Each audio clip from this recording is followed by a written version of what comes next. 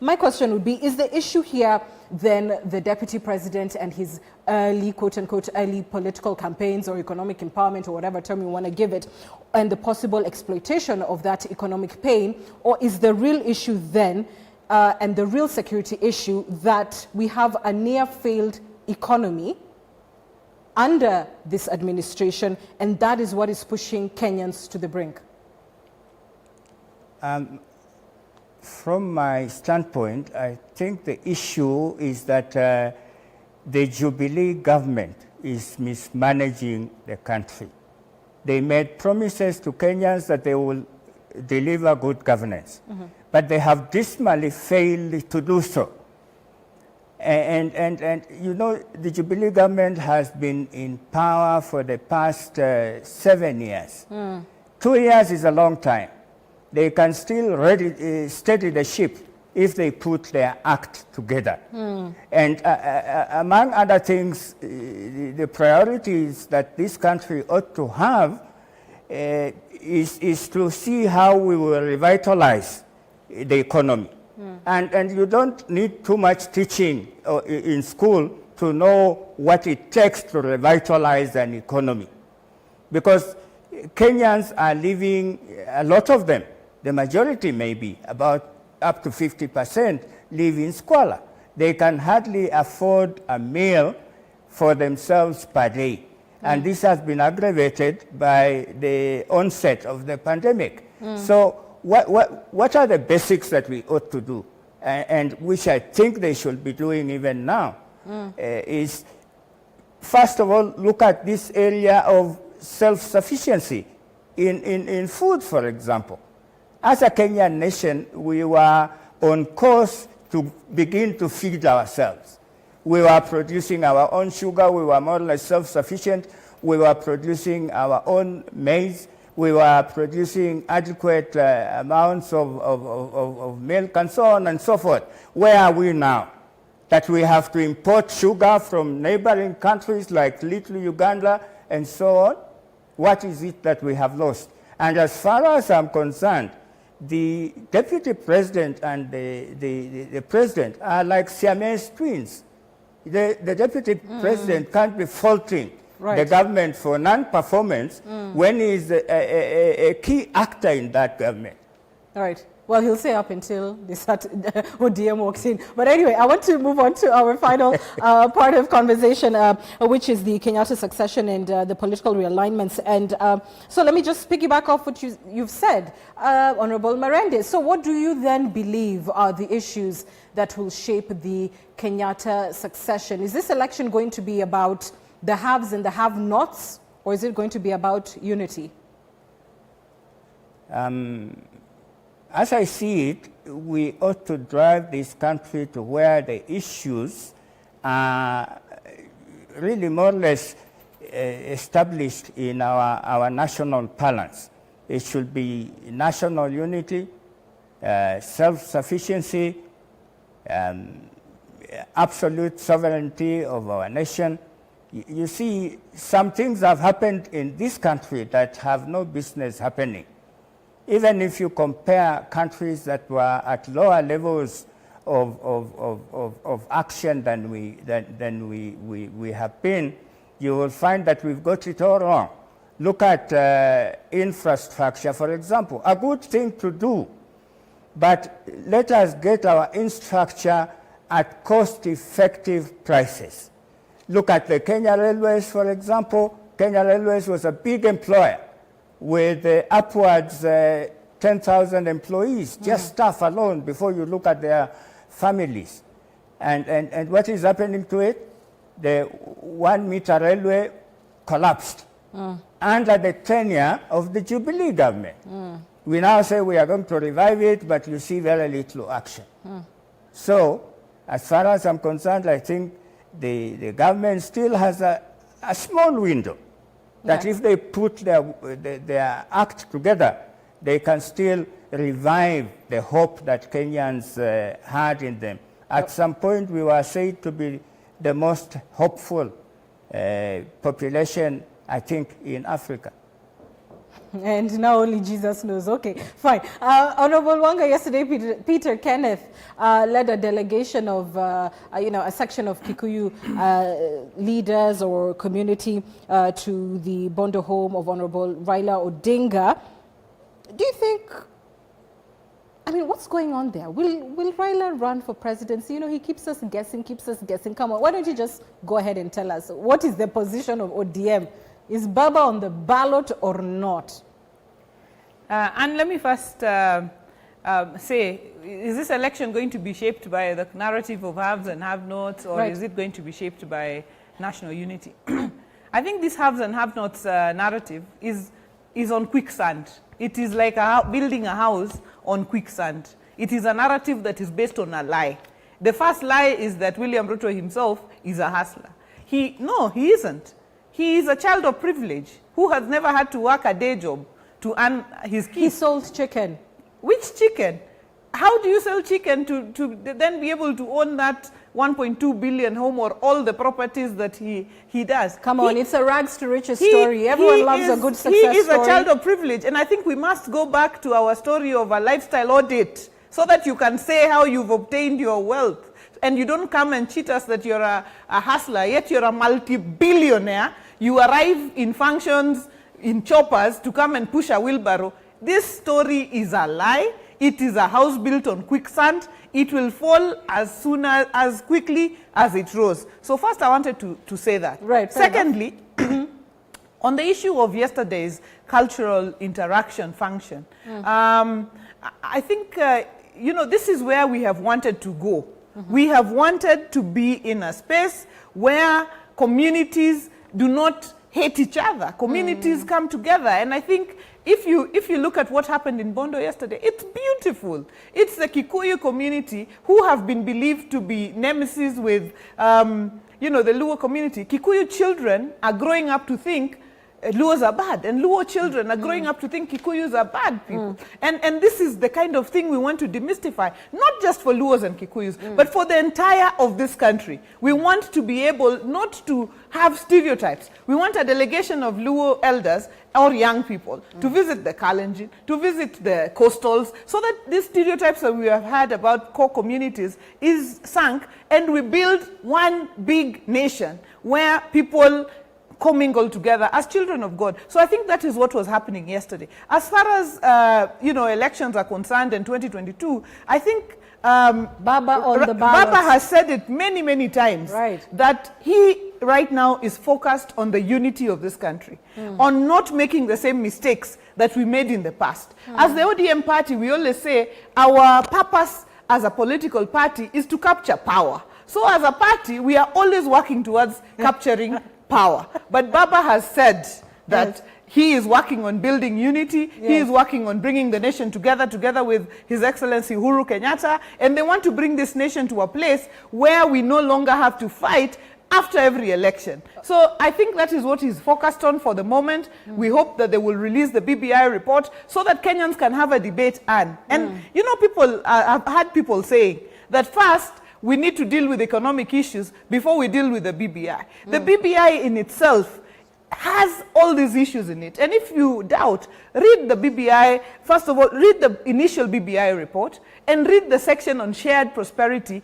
and productivity of our nation. When we went around the country with the BBI report, people spoke about what hurt them most, where they felt the shoe was pinching them the most. When you went to Central, people spoke about the one man, one vote. People spoke about tea. People spoke about coffee. People spoke about the issues that affect them the most. When we went to Nyanza, people spoke about the blue economy. When we went to the coast, people spoke about, land and historical land injustices that they felt were hampering them economically and need to be addressed. We spoke to the youth. Youth spoke about unemployment and how they feel you have to have a certain name to get a job. These are the issues that must be dealt with. This country cannot grow economically without stability. And it cannot. I appreciate your passion, but everybody's asking where this BBI report is. Is it being cooked, recooked? What is taking so long? Is there, we've had even fake reports being released almost as a tester. What is happening? Are we going to get an authentic report? Why is it taking so long? I am sure we're going to get an authentic report. And this is because Kenyans can tell what is not authentic. Because Kenyans, this report is only an amalgamation of the views that Kenyans gave. So Kenyans will be able to tell that these are the things that we truly said. And this was a question, by the way, and that was raised in various places, that we are raising our issues, and we hope our issues will appear in the report as we have raised them. So these are issues that were raised by Kenyans. They will be able to tell. It's not like an exam that's being set that can be cooked. It's not, those elections where, the results are being cooked. I'm sure at the appropriate time, when His Excellency, the President, together with Right Honorable Raila Odinga, agree on the time, they will release it. But I think I have heard, and I feel it's going to be sooner rather than later, so that we can have this debate. Come on, you're an insider if there ever was one. Is it Monday? Is it tomorrow? I don't know. Tuesday, come on. I don't know. It's sooner rather than, I'm sure it's sooner rather than later. All right. Honorable Marende, because you've interacted very intimately with, with the different arms of government, particularly in your role as the Speaker, BBI has been said that it will, call for, additional positions, and part of what is being debated is whether we will have, a powerful presidency or a powerful premiership. What are your thoughts on that, and how does even that debate solve the issue of Kenya's governance? Well, my input on that, Anne, is this, that first we haven't seen the contents of a full report of BBI. But what has been brought out so far, and I have taken time to read through it, at least there is a bid, there is a determined effort to address the tribulations of Kenyans. But I want to say this, that for me, what is paramount and key is that we must endeavor in whatever provisions we will have in the law, even by way of provisions in the Constitution, to ensure that we bring together a nation that is solid, where people are proud of their country and we have nationhood. But as things stand now, the BBI, the preliminary report that was released, from my standpoint, it does not go far enough, because it seems that the main thing that is addressed in that report is expansion of the executive. Right. If I don't see other major issues addressed in the BBI report, and I hope that the major issues will be addressed in the next version that comes out. Like what? What's a major issue for you? Yes, I want to see matters around good governance. These things that have bothered us, for example, that an advisory from the Chief Justice, what form should it take, where should it go, what laws do we need to enact to ensure that the two-that gender rule actually works. Those are important areas. And if they are left out of that BBI, then I think a lot of Kenyans will see that BBI as just addressing selfish agenda. All right, we're running out of time, so I just want to pose a final question or two on political realignments. And I want to play this clip for you by the governor of Nairobi, Mike Sonko. Listen.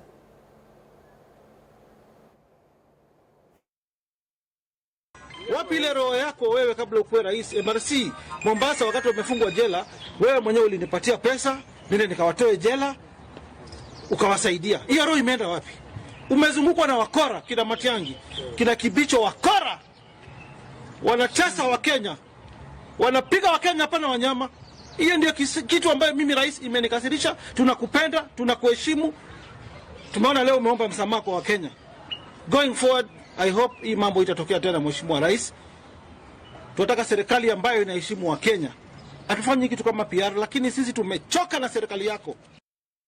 Who would have thought the day would come when, Mike Sonko would speak like that in respect of the Jubilee administration and the president in particular? I must explain that this was yesterday, and he was speaking on the back of demolitions, which are ostensibly meant to pave way for the railway line, and saying that there wasn't consultation, people were not compensated, etc. And so saying why, he is tired of this government. Honorable Wanga, you've worked with Sonko, so you know very well how much of a staunch supporter of President Kenyatta he has been up until this point. But, it's curious times, and many opine that he is set to join the deputy president, or has already done in all but name. What do you think of that particular move? And because of the nature of Governor Sonko's influence, particularly with the disenfranchised masses, which is really what rode him to the national spotlight, and now in the heart of a battle for Jubilee that even includes who can and who cannot access the Jubilee offices. I mean, what does that make you think about how politics is shifting? And does it concern you at all to see this party with which now you are in agreement is falling apart? I mean, what nature of handshake, of alliance, what kind of strong partnership can you have with a party that appears to be on its knees? Thank you, Anne. And I think, one, I want to be very sympathetic to the old man whose, house was, or property was demolished, and to the several others. And I just want to urge that when these are done, they are done with empathy, so that, development programs must go on, but then public participation, communities must be engaged in a way that they do not feel at a loss, so that this is not taken advantage of. Because what you're seeing there, I mean, what I can say of Governor Sonko there is, the governor gave up functions to the national government. Then he changed his mind about those functions. Then he's been battling in court to try and get those functions, back. And so that is the source of disgruntlement there, as far as the governor is concerned. And then NMS, to which he gave functions, is actually changing Nairobi, changing the face of Nairobi. I think that's the frustration there. How come we were not able to do these things that the NMS is now doing? And I want to say kudos to the general in terms of the work that he's doing to change the face of Nairobi, both in town here and in the slums and so on. I think they are really trying to put their best foot forward. But coming back to issues of them, and you made a very good point, which is the population now is very vulnerable. COVID has had its effects. People are struggling. And if you add pain to them, they will be very, very soft target for whoever wants to radicalize them and tell them it's the government that is not, that is against you. But when you look at it, from the other end, you can see that in 100 days, 100 boreholes were drilled in the slum areas. I mean, I was really touched by that. I've seen, lorries, trucks that have been repaired, trying to take